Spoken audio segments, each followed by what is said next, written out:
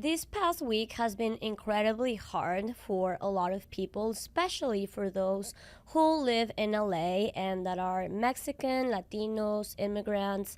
And I did this emergency session because I wanted to give context of what is actually happening, how a lot of people are feeling about it, how it's being portrayed in the media, and how we're all coping with it, and kind of just some of my general thoughts on the whole situation.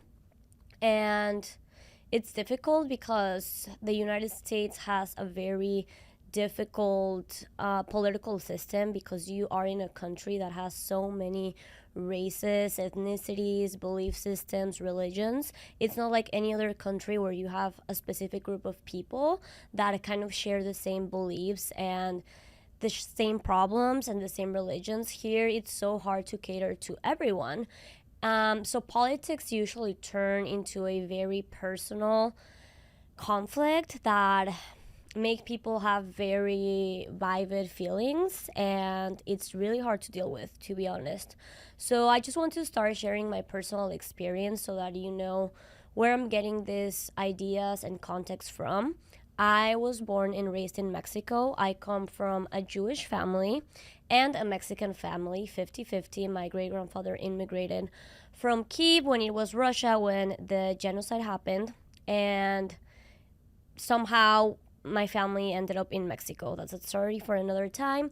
So I was born and raised in Mexico, but I was born with US citizenship because my mom is American. So I lived in Mexico until I was 18, and then I moved to the US as a citizen to go to college and start my life here. And before moving to the US, I thought that racism wasn't a thing. I wasn't educated on it. I thought it ended when slavery got abolished. So I didn't know anything about racism. I didn't know anything about immigrants. Sadly, immigrants are not a topic that Mexicans are educated on, Mexicans that live in Mexico.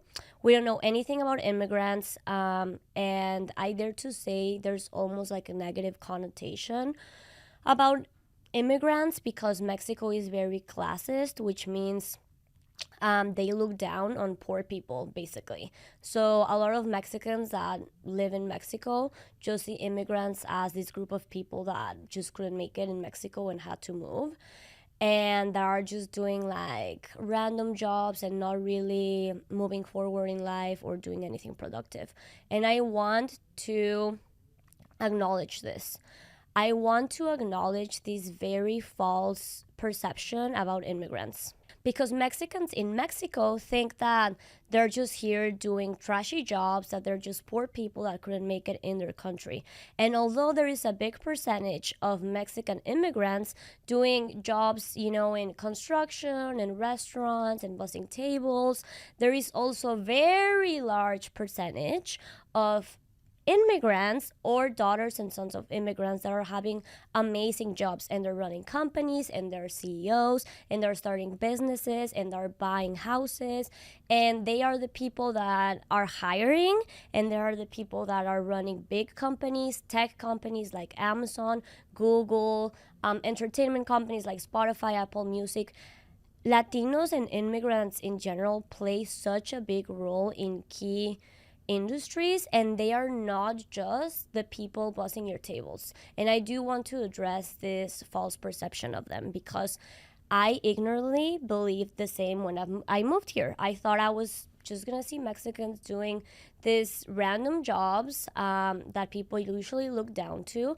And then I ran into daughters and sons of immigrants who are actually running companies, being CEOs, hiring, opening businesses, buying property, going to college. So even within Mexicans, I feel like immigrants have a very false reputation.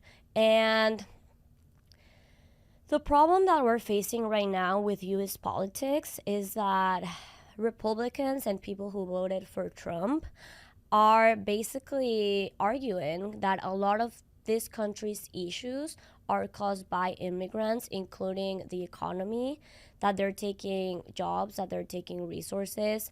that they're taking space and that they're not contributing to the country. And that's why a lot of people voted for Trump, because they wanted to enforce a more strict immigration policy, which, by the way, is BS, because this is not about immigration. This is not about a strong immigration policy. This is not about closing the border. This is not about protecting U.S. citizens. This is about race, sadly. And this is about racial profiling. And it has nothing to do with legal or illegal immigration or doing it the right way. And if you still believe that that's the case, that Trump is actually doing this to protect the country and it's actually going against criminals and undocumented immigrants, you just need to spend half hour researching what has been going on in the last months, where a lot of people doing the process legally have been ripped off their visas, having detained while doing the process. A lot of students have been removed, their student visas have been removed for nothing or for protesting. A lot of US citizens are being stopped in the street just because they look a certain way. So it's not about legal or illegal anymore. It's not. And it's sadly about race, and I'm gonna prove it to you. Lastly, I want to kind of also say that I realized that racism was still a big thing in the US when I moved here, because I started noticing how people would act and react when they knew my background. And I want to kind of explain the difference between racism and colorism, because they are different. Racism is discrimination or antagonism directed against someone based on their race or ethnicity, typically from a position of power. Key features: based on perceived racial differences, for example, Black, Asian, Latino, Indigenous, or white. Often involves systematic oppression, where one racial group, historically white in many countries, holds power over others. Can be institutional, laws, education, housing, and policing, or interpersonal, slurs, exclusion, and bias. So now, colorism.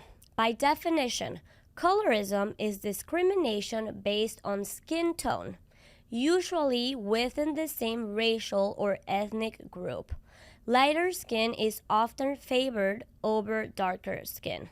Key features: exist within racial groups and across them. It's rooted in colonialism, slavery, and global white beauty standards. It affects access to jobs, media representation, marriage prospects, and social mobility.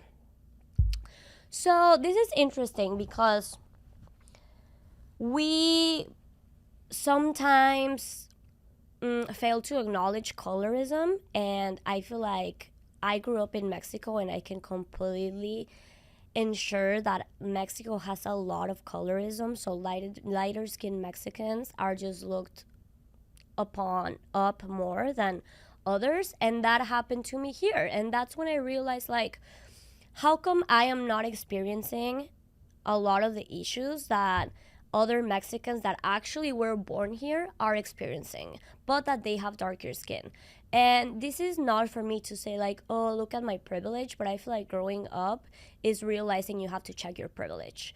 Because for a lot of people who maybe were born in Mexico and had the opportunity to stay in their country and have a nice life, or for a lot of people who are born US citizens, you did nothing to deserve that privilege. Nothing. You don't deserve it. You didn't earn it. It was given to you. And it was random. So for you to look down to other people who actually had to leave their country to build a better life, for you to look down to people that risk their lives and are here contributing to society and working and paying taxes and building the economy and having kids who go to college and have companies and are hard workers and are successful, for you to feel superior because you were born with money or with citizenship, I'm sorry, but no, because you didn't do anything to deserve it. It was given to you. So I feel like we need to keep that in mind when talking about these issues. And kind of expecting people or demanding people to do it legally, because you don't know their circumstances. You don't know why they're doing what they're doing. And also, we have to look back at US history. And that is something that we're going to do today. Okay? Let's pull up this info. Okay, guys? Because I feel like some of these ideologies, they don't even have backbone, guys. They don't even have data. They don't even have anything. And a lot of the people who are supporting these ideologies and who believe that immigrants are the problem do not even have the data. So, let's get into it. If you believe immigrants are the problem, let's look at some data. Immigrants are 60% less likely to commit crimes than US born citizens. Undocumented immigrants have the lowest arrest rates overall. Between 1982 and 2024, white shooters were responsible for 53 of mass shootings, black shooters for 21%, and Latino shooters for 9%. Immigrants are 2 to 3 times less likely than US born people to engage in violent or antisocial behaviors like shoplifting or fighting. Immigrants are 2.5 times less likely to be arrested for drug crimes compared to US citizens. In property crimes, US citizens are over 4 times more likely to be arrested than undocumented immigrants for property crimes. And yes, undocumented immigrants have the lowest arrest rate overall. Now, let's talk business. Latino entrepreneurs represent the fastest growing segment of new business owners in California, with 25% growth rate from 2017 to 2022, compared to 10% for non-Latino entrepreneurs. Latinos comprise about 39% of California's total labor force, with a significant presence in healthcare, technology, construction, and small business sectors. In terms of education, Latino adults have experienced a nearly 60% increase in college degree attainment since 2000, marking the largest growth among all racial or ethnic groups. And a news article reports that the number of Hispanic women earning advanced degrees climbed 291% from 2000 to 2021, and by 199% among Hispanic men. So, what does this tell you? Highest growth rate in terms of business owners, highest growth rate in terms of college degrees. Now, let's talk about undocumented immigrants don't pay taxes, baby. Undocumented immigrants in the US collectively contributed $96.7 billion in federal, state, and local taxes during 2022. In 40 states, their effective state and local tax rate exceeded that of the top 1% of earners, aka billionaires. And if granted work authorization, their tax contributions could raise by an additional $40 billion annually to nearly $137 billion. So yes, they do pay taxes. Are we clear? Are we clear, y'all? Are we clear? Because these people are not criminals. These people are contributing to the economy. They're paying taxes. And just to throw a little bit last data over here, in music and entertainment, Latino music revenue reached $1.1 billion in 2022, making it the fastest growing genre at a 24 annual growth rate. Latinos represent 24% of US box office sales and streaming viewers, yet they hold less than 5% of leading roles on screen, off-screen, and executive roles in film and TV. And lastly, film and TV projects featuring Latino lead actors perform significantly better. Box office returns are 58% higher, and TV ad impressions are 60% higher when Latinos are involved in lead roles? I'm sorry, but turn down for what? O sea, güey, hasta quiero aquí ponerme a hablar en español para que sepan estos gringos que no es como piensan. No estamos destruyendo su país, no les estamos quitando sus trabajos, no estamos aprovechando los recursos. No, güey, les estamos trayendo dinero. Les estamos trayendo dinero, les estamos trayendo cultura, les estamos trayendo mil cosas. Así que no me vengan con eso, ¿ok? Ok, back to now US history. So I do want to kind of go back to my personal story. When I thought that racism was not a thing, and I thought that after slavery was abolished, we were all good, we all respected each other, and we didn't believe that stupid ideology that white people are superior.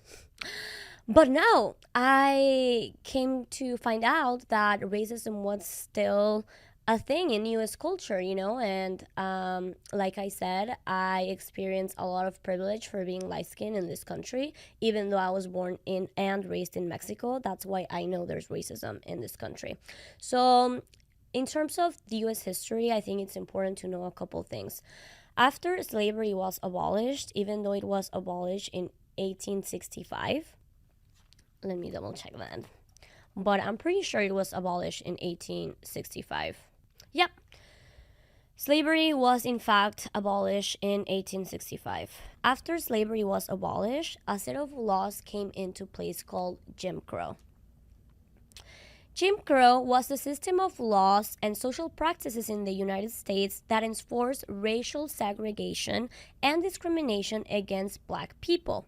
These laws kept black Americans separated from white Americans in schools, public places, transportation, and more, treating them as second-class citizens and denying them equal rights. Even though slavery was abolished, Jim Crow laws stayed in place until the laws were ended in the 1960s by the Civil Rights Movement. So we got slavery, then we got Jim Crow. Once Jim Crow was abolished, something happened. Mass incarceration began. Basically, the US government started incarcerating black people at rates that were significantly higher than white people, and for lower crimes, black people would get really high sentences, and white people for worse crimes will get like 6 months.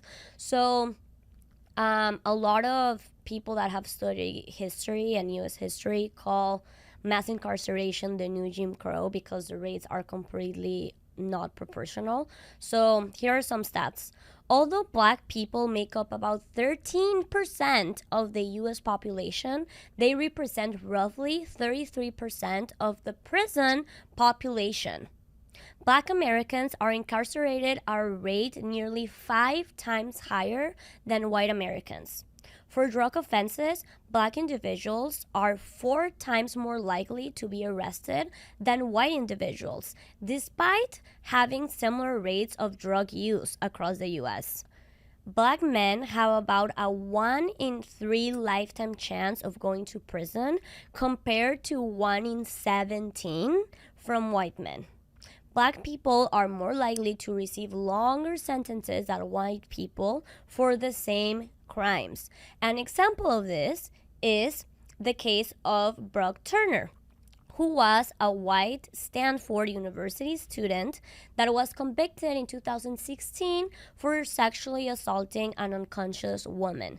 Despite the seriousness of the crime, Turner was sentenced to only 6 months in jail, of which he served 3 months. And there are numerous cases where black men have received much longer sentences for minor drug offenses. For example, Kenny Davis, a black man in Texas, who was sentenced to 10 years in prison for possessing less than an ounce of marijuana. Babe, I'm sorry, but if you still believe that this country has fair laws that are not based on racism at all, I challenge you to open a history book and learn a little bit of how it has been run by the Republican Party for years and years and years and years and years. And this is not about if you support illegal immigration or not, because actually a lot of people that voted for Trump and a lot of people that don't vote for Trump also support border control, you know? Most Americans do, regardless of their political party. And this is proven by the fact that Barack Obama deported 3 million people. But the way he did it was fair. The way he did it was with due process, a lawyer. You can go to court. They were mostly criminals. So it's not what's being done, it's the way. And when I moved to the US, I understood something. The US is not going to be destroyed by a war, is not going to be destroyed by economics or economic crisis. The US is gonna be destroyed from the inside. It's gonna be destroyed by a civil war. If you put people against each other, that's the US weakness, that it's so hard to unite people. So regardless of your political inclination, regardless of if you support some of Trump's policies, if you put in charge a person whose specialty and gift is to divide people, is to humiliate people that don't look like him, is to target racists, it's gonna be chaos. People are not gonna have it. You cannot have someone in power like that for this country, because you don't have one group of people that is the same race, same belief system, same religion. You have several groups of people that already struggle to get along. So I think that it was very stupid to believe that Trump was gonna come and solve something, because he's clearly not. The war is worst with Iran. Israel is destroying Gaza. He has pissed off so many countries with his tariffs. China. He has had issues with basically everyone.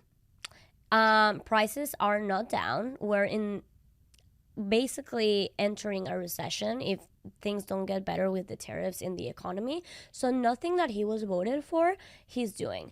And I feel like at this point, as a society, we need to kind of let go of our ego a little bit and detach from our political beliefs and question ourselves, is this right or is this wrong? Is he doing what he said he was going to do? Or is he doing something that no one voted for? Is he following the law? Is he looking at the Constitution when doing so many of these things? Or is he just trying to poke, and insult and humiliate a group of people, you know? And I feel like for me, as someone that I'm not directly affected by any of this, to be honest. Like, I'm a US citizen, I'm light skinned, my family is white, and I could not care, but I would never turn my back on my people for cheap gas prices or for a better economy, because if you can see how inhumane this is, then I don't know where you're at. Like, it's a massive brainwash if you still believe that this is actually about illegal immigration. It's not. There's plenty of evidence that it's not. When US citizens are being detained, when US citizens are being racially profiled in the street, like when ICE is showing up with no identification, not asking for IDs in unidentified cars, just taking people. And then on top of that, we have group of people that have nothing to do, that are impersonating ICE to kidnap. I'm sorry, but there's no good coming out of this. Okay, now talking about LA protest. LA needs a break. We need a break, y'all. We've experienced the fires and now we're experiencing this, and it's so hard to even grasp, because it's like you're living two lives. You're living the life of you go out and the sun is shining and the streets are fine, but then you go on social media or on the news and you basically live in like World War III, and it's not like that. However, these things are happening, so it's hard to balance like which one should you follow, and it's also hard to know the severity of the situation and the magnitude, because you're seeing one thing yet your real life doesn't look like that, you know. I will say, sending ICE to Los Angeles, where half of the population is Mexican, I'm sorry, but no. No, like, did you guys saw what happened? LA said, and I'm gonna make the whole country protest against you, sir. So that's kind of a flex. I'm not gonna lie, that's kind of a flex, and we're not gonna let it happen. Like, one thing about Mexicans, we're gonna stand up for our people. We will, guys. Like, we took back our country from Spaniards, and I'm not here to say Mexicans are, just light, because they're not. They can be aggressive. They can be aggressive. So I would recommend, do not piss us off. Do not try us, because Mexicans are not gonna let this happen. They're not. They're not, guys. And I think that it's better for the president to realize that it's in his best interest to avoid a civil war, because he's already sticking his nose in all the other wars from all over the world. So can we just avoid the war that is internal? Like, please, can we try to get along? And for that, he needs to sit down. He needs to stop talking the way he's talking. He needs to stop posting memes about Mexicans and about people in Gaza and about basically anyone who's non-white. And he needs to take care of his vocabulary, and he needs to stop doing what he's doing, period. Because we have 3.5 years left, guys. We have 3.5 years left. Think about it. Think about it. I'm exhausted. And for people who are trying to follow and keep up with politics, I'm here to tell you a couple things. It is almost impossible to keep up. And yes, you have to take care of your mental health and you have to take care of yourself. However, there is a tactic that dictators and extremists use when taking over a country, and that is that they need to overwhelm citizens. They need to overload them with information, with news, with tragedy, with chaos, and with drama, so that they turn off and turn to the other side and ignore the situation. Because at the end of the day, these people don't need to have everyone in their favor. They just need people to shut up. They just need people to not know what's happening. They just need people to be silent. They don't need people to be in their favor. They just need them to be silent and to be complacent and to don't know what's going on. And I experienced that because so many people that voted for Trump that I know and that I love and that I know that they're not bad people, they do it because they thought it was different.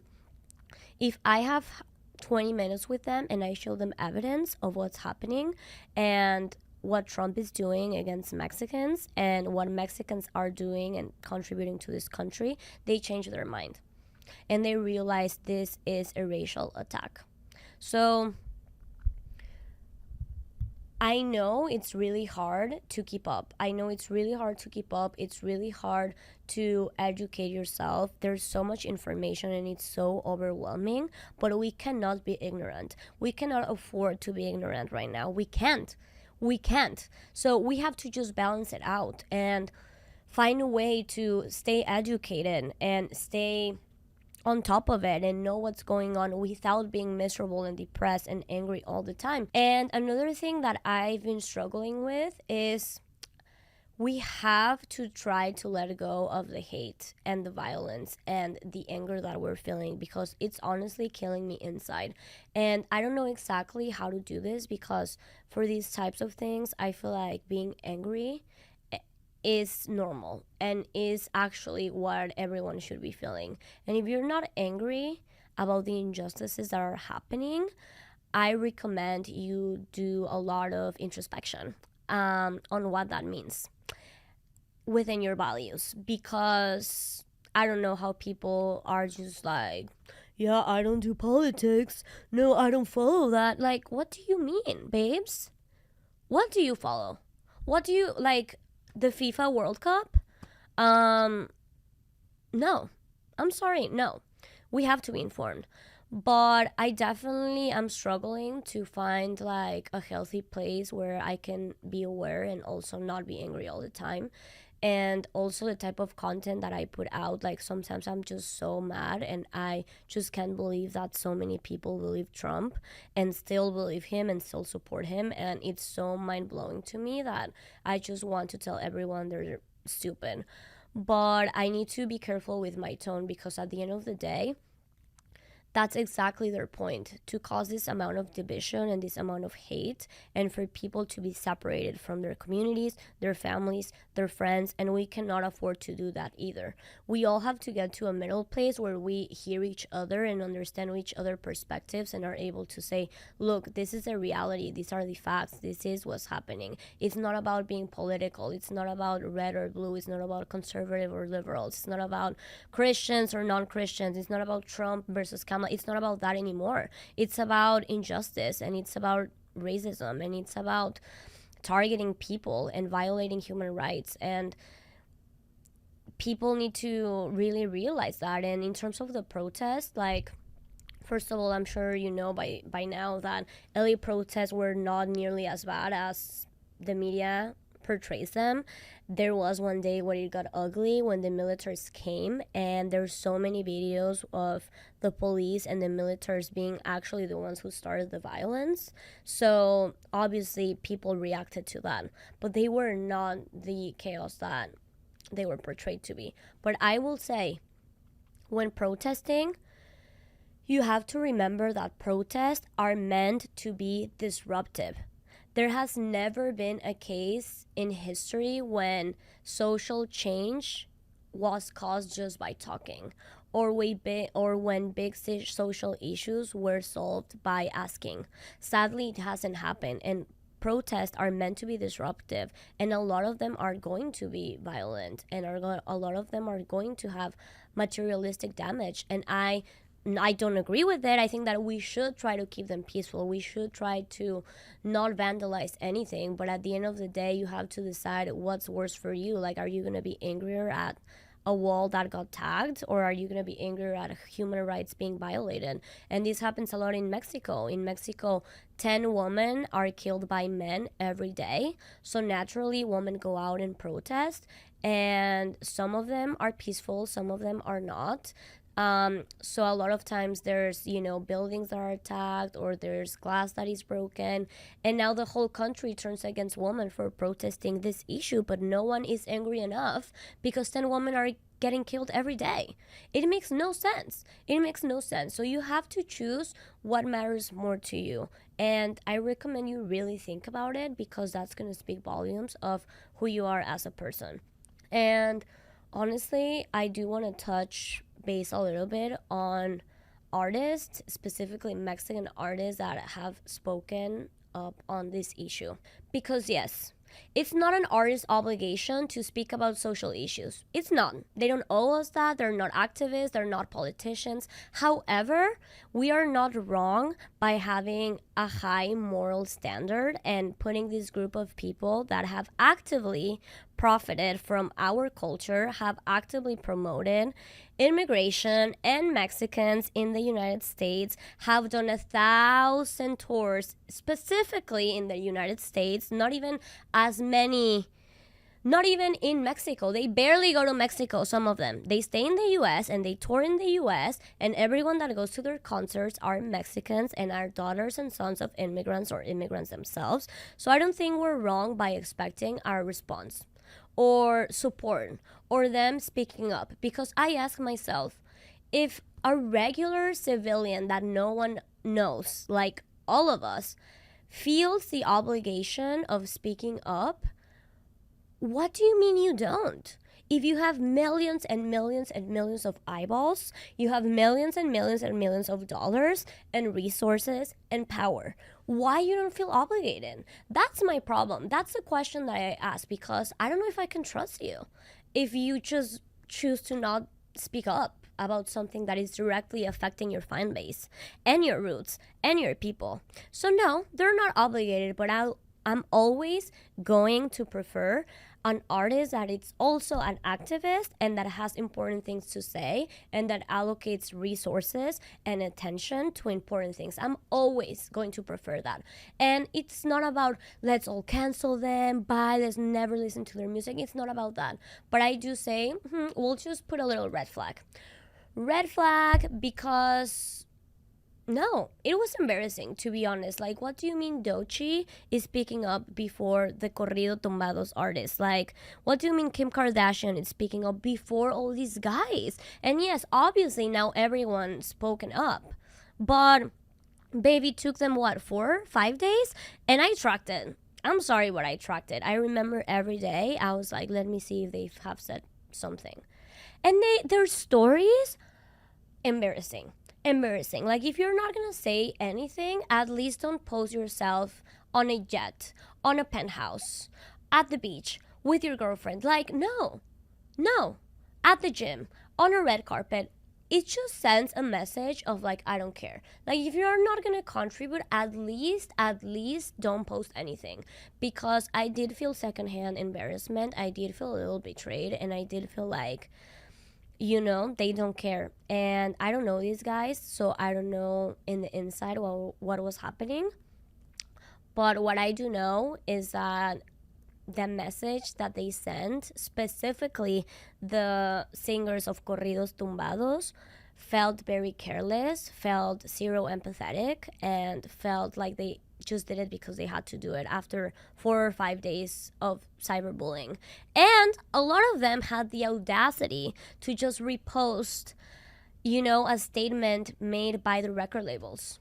So, no, it doesn't sit well with me. Am I gonna cancel them?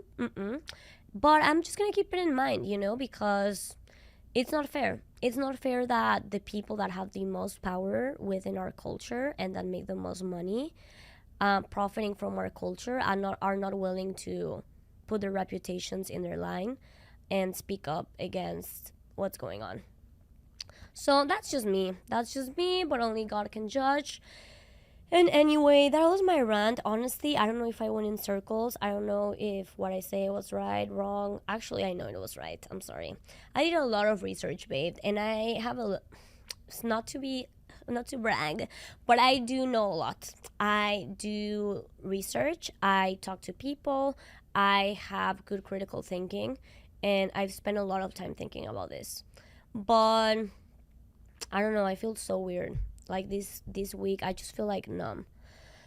I feel sad. I feel weird, But I do have some hope. I feel like after seeing how the world has come together and, defend us and protest against Trump, I am actually kind of hopeful now.